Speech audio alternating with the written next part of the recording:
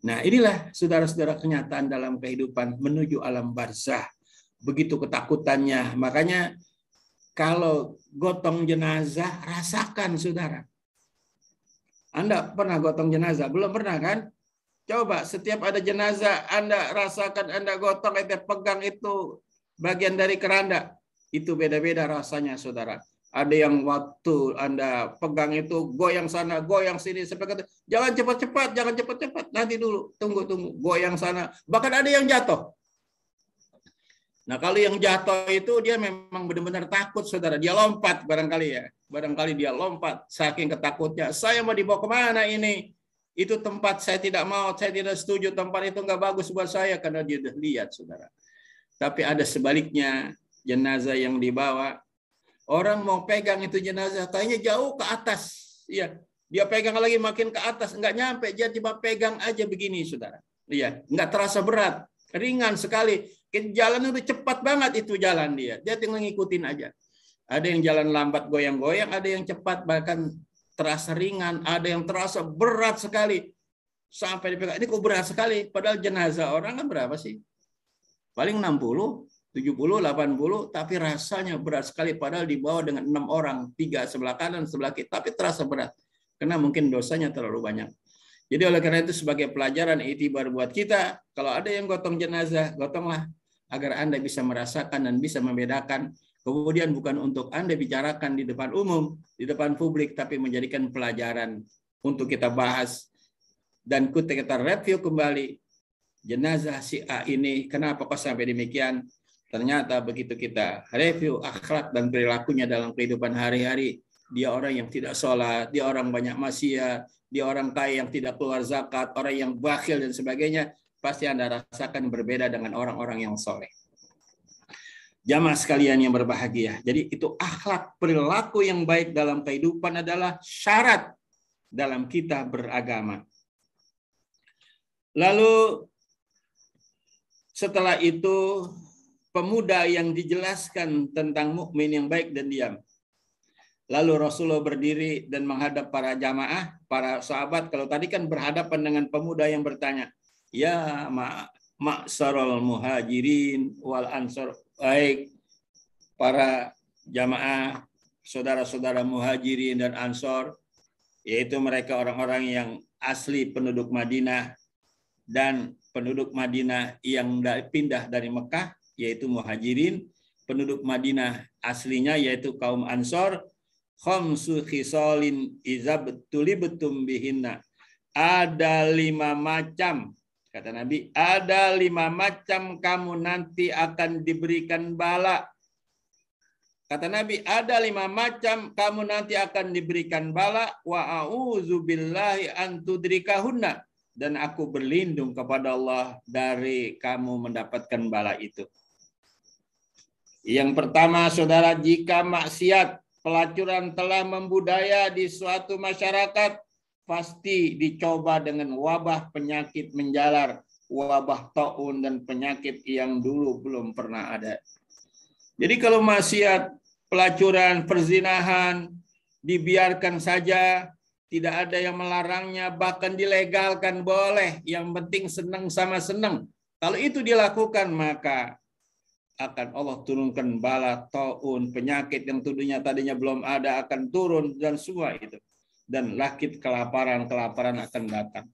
Yang kedua, jika curang dalam mengukur atau menimbang dagangan, maka ada 2 bahaya yang akan menimpa kepada mereka.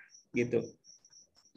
Walam yankusu al-mikya wal mizan illa ukhizu bisinain syiddatul ma'unah wajiwarus sultani alaihim. Yang pertama, ada 2 macam apabila orang sudah curang, banyak curang, penjual pada curang, timbangan dicurangi, dagangan dicurangi, banyak orang yang curang dalam berbisnis dan lain sebagainya, maka bahaya akan 2 yang datang. Yang pertama, sulit biaya hidup. Ya, apa itu sulit biaya hidup? Kemiskinan merajalela dan sebagainya, sulit, berat biaya hidup, barang-barang harganya mahal semua ya, sedangkan uangnya lagi kurang. Yang kedua, penganiayaan penguasa.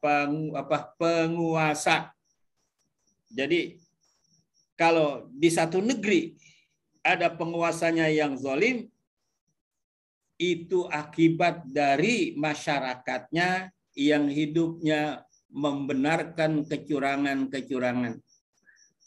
Maka akan diberikan oleh Allah ujian dengan penguasa yang zalim di satu negeri itu sendiri. Bagaimana kecurangan? Kayak timbangan, jual beli, bisnis, semuanya curang dan sebagainya. Azabnya, balaknya adalah dua.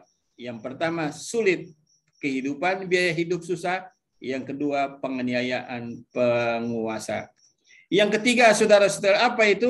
Jika enggan berzakat, maka akan terjadi langka hujan. Seandainya tidak ada hewan, pasti hujan tidak akan diturunkan Allah. Kalau ada orang-orang kaya yang tidak mau keluar zakat, walam yamna'u zakata amwalihim illa mana'u kitra minas sama.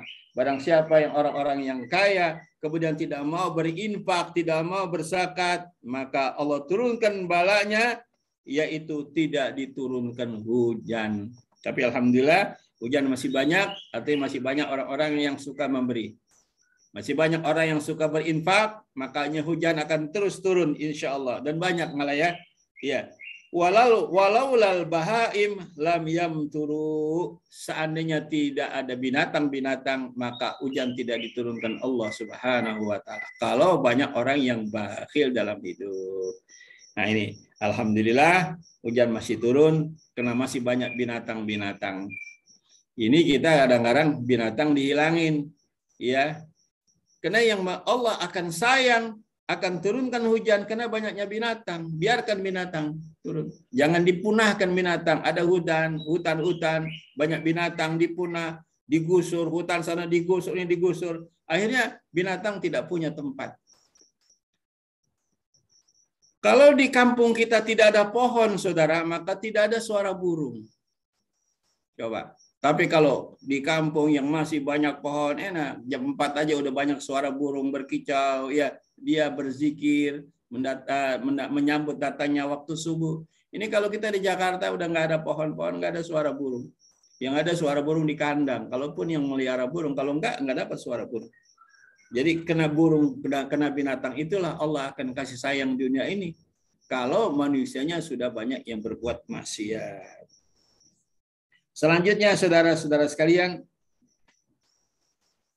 yang keempat, jika janji Allah dikhianati, demikian pula ajaran Rasulullah SAW, maka yang akan datang pasti akan datang musuh. Lain agama akan diberi kesempatan menjajahnya. Jadi makanya jangan khianat. Yang muslim nih, jangan tinggalkan khianat, jangan khianat. Khianat kepada Allah, khianat kepada manusia. Kalau janji sudah sama manusia, tepati. Kita janji sama manusia, kita janji sama Allah. Janji sama Allah dengan kita mengucap syahadat. Lakukan sholat 5 waktu, lakukan ajaran Islam. Itu janji kita sama Allah. Nah, janji kita terhadap manusia apa? Lakukan. Kalau janji-janji ini sudah dikhianati semua, sama Allah dikhianati, sama manusia dikhianati, maka musuh akan datang menjajah dengan cara yang mudah. Baik musuh yang di dalam negeri itu sendiri maupun musuh yang dari luar. Ini rahasianya dalam kehidupan. Rasul sudah memberikan petunjuk kepada kita ini, saudara. Supaya kita tidak dijajah oleh musuh-musuh kita, baik ini dalam dari luar. Makanya tepatilah janji kita. Laksanakan ajaran Islam yang benar, sholat yang benar, jadilah akhlak yang benar. Insya Allah rumah tangga dan negeri kita akan aman sentosa. Kemudian saudara-saudara sekalian, yang kelima, jika menghukumi perkara tidak menggunakan kitabullah, pasti mereka menjadi binasa akibat perselisihan yang terjadi di antara mereka. Apabila tidak ada keadilan, karena hukum yang Allah berikan itu adil, ya. Tapi kalau keadilan sudah tidak ada lagi, sengaja ditontonkan kezaliman, maka tunggu saja akan terjadi keributan-keributan sana dan keributan sini. Ini kata Rasulullah. Karena Rasul tahu, karena dia sudah diberi tunjuk oleh Allah Subhanahu wa taala, wa ma yantiqu anil hawa in huwa illa wahyu yuha. Dia tidak bicara atas hawa nafsunya, tapi bicara atas petunjuk Allah Subhanahu wa taala. Jadi keadilan perlu ditegakkan di muka bumi ini. Di kampung-kampung keadilan harus ditegakkan. Di mana ada manusia, di situ harus ada keadilan. Di mana keadilan sudah tidak ada lagi, maka akan terjadi keributan-keributan berikutnya. Uriya an Abu Hurairah, ya, innakum latasa'unan nasa bi amwalikum falyasahum minkum bastin wajhin wa husnin khuluq. Engkau tidak akan bisa meluaskan, melapangkan kesenangan kepada orang lain. Kamu tidak akan bisa. Walaupun dengan uang kamu, mereka tidak akan puas yang kau berikan dari uang kamu. Tapi mereka akan puas dengan perilaku yang baik, ya, wajah yang penuh senyum, kemudian perilaku yang baik, orang puas. Tidak datang ke rumah seseorang, saudara, puas atau tidak puas tergantung akhlak perilaku orang yang punya rumah. Kalau yang punya rumahnya fair, ya, wajahnya tidak cemberut, menerima kita dengan penuh terbuka, kedua belah tangan, semua apa yang ada dikeluarin, silakan dengan ucapan yang lembut, yang ramah, enak Pak kita. Kita ingin berlama-lama di rumah tersebut. Tapi kalau kita datang ke rumah seseorang yang rumah kagak mau bicara sama kita, diam aja, wajahnya kita lihat lagi kusut, enak kita tinggal. Nggak enak Pak, tinggal di situ, diam di situ. Kita buru-buru pulang. Jadi luaskanlah tamu, luaskanlah orang-orang yang berhadapan dengan kita dengan senyum, dengan perilaku, dengan ucapan yang baik. Itulah ajaran Islam. Ya, makanya kalau ada bahasanya Islam itu jahat, Islam itu kejam, Islam itu membunuh, tidak, sama sekali tidak ada ajaran itu semua, saudara. Itu adalah ucapan-ucapan yang sengaja diarahkan agar orang tidak memilih Islam. Padahal akhlak Islam sudah dijamin 14 abad yang lalu. Rasulullah SAW sudah memberikan contoh yang terbaik buat umat Islam. Tapi kalau ada kata, ucapan-ucapan, prasangka-prasangka yang menjelekkan Islam, itu hanya dari orang-orang yang ingin menjatuhkan Islam. Padahal aslinya tidak. Islam adalah agama yang ya'lu wa la yu'la alaih. Islam adalah agama yang memberikan kesempatan hidup bersama-sama di muka bumi ini. Kalaupun ada orang yang tidak seagama dengan kita, sudah ada landasannya, al-kafirun lakum dinukum waliyadin. Bagimu agama kamu, bagi kami agama kami. Ada toleransi yang sudah Rasul contohkan pada zaman dulu.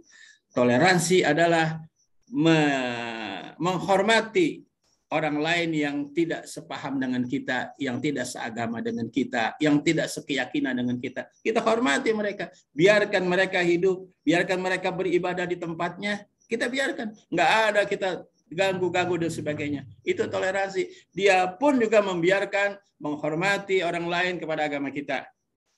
Mestinya begitu. Jangan toleransi diaduk-aduk. Kita mesti hidup bersama-sama di tempatnya, baca selawat di tempatnya, baca maulid di tempatnya, di tempat agamanya. Itu bukan toleransi, itu namanya mengaduk-aduk ajaran agama di agama yang lain. Kemudian saudara-saudara sekalian, dari Abdullah bin Jubair, dari bapaknya, dari Nawas bin Sam'an al-Ansari, kala sa'altu Rasulullah SAW, kami bertanya kepada Rasulullah SAW, anil birri wal ismi. Ya Rasulullah, apakah itu perbuatan baik dan apakah itu perbuatan dosa? Apa itu perbuatan baik? Apa itu perbuatan dosa? Al birru husnul khuliq. Perbuatan baik itu adalah baik perangai. Jadi kalau akhlaknya sudah baik, baik perangainya. Apa itu perbuatan dosa? Wal ismu mahaka fi sodrika wa karita ayyatoli alaihin nas. Perbuatan yang disebut dosa adalah yang pertama, hati kamu merasa ragu dalam melakukan perbuatan itu. Yang kedua, apabila perbuatan itu diketahui orang, kamu malu, kamu merasa takut, itulah perbuatan dosa. Jadi definisinya dosa begitu, saudara. Kalau zina dosa, ya udah nyata. Berbuat maksiat dosa, ya. Kemudian minum-minuman keras dosa, zolim dosa, itu udah jelas. Ya, tapi definisi yang lebih halus lagi, dosa itu adalah apa yang diragukan oleh hati kamu. Boleh nggak ya? Nah, kalau hati kita sudah ragu dalam melakukan sesuatu, jangan dikerjakan. Jangan-jangan ini melakukan perbuatan dosa. Yang kedua adalah kalau perbuatan itu diketahui orang, malu nggak kita? Kalau perbuatan itu ternyata diketahui orang, kita jadi malu, maka itu juga termasuk perbuatan yang berdosa. Gitu. Kita lanjut. Masih ada waktu, karena ini panjang, biar selesai ini bab ini.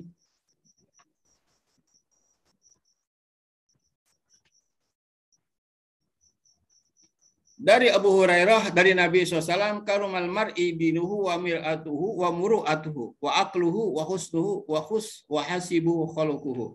Artinya kemuliaan agama itu, ya, kemuliaan agama Islam itu, saudara-saudara sekalian,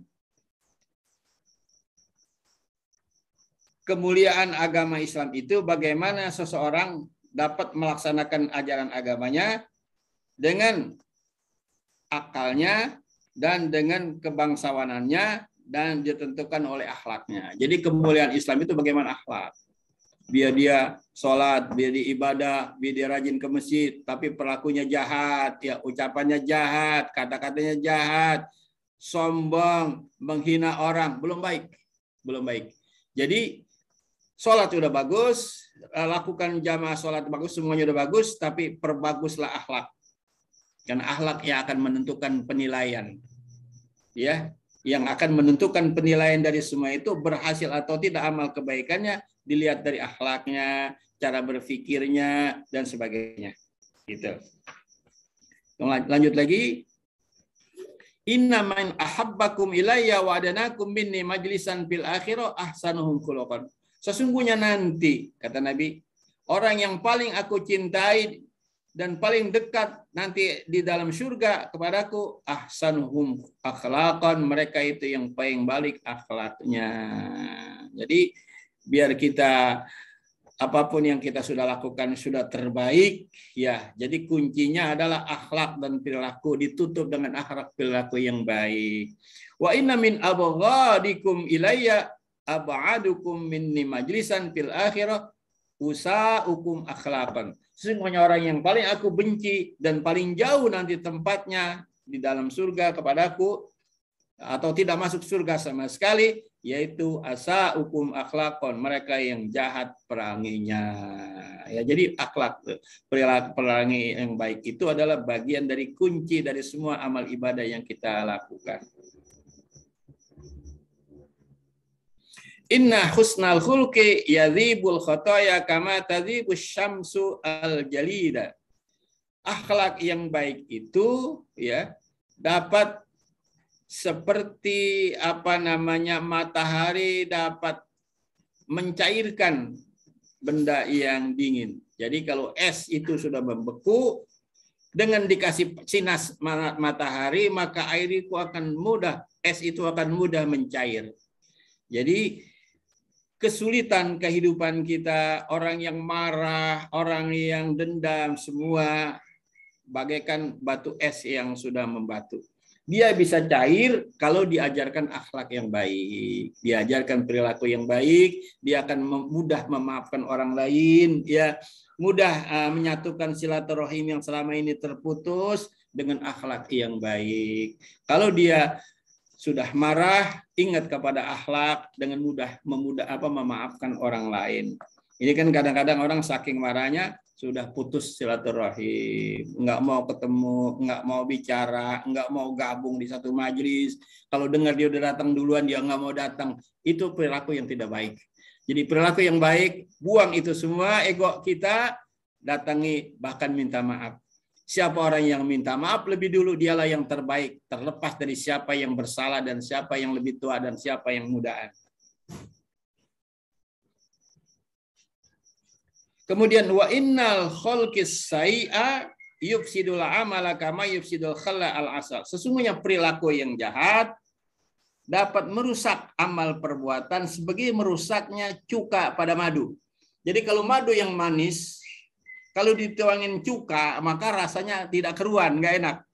Nah, jadi akhlak yang jahat itu siapapun dia, kalau kita bergaul dengan orang yang punya akhlak yang tidak baik, maka terasa juga tidak baik, tidak nyaman dalam pergaulan masyarakat kita. Saya kira ini saja yang ingin saya sampaikan pada pelajaran ini. Mudah-mudahan bermanfaat buat kita semua. Amin ya rabbal alamin.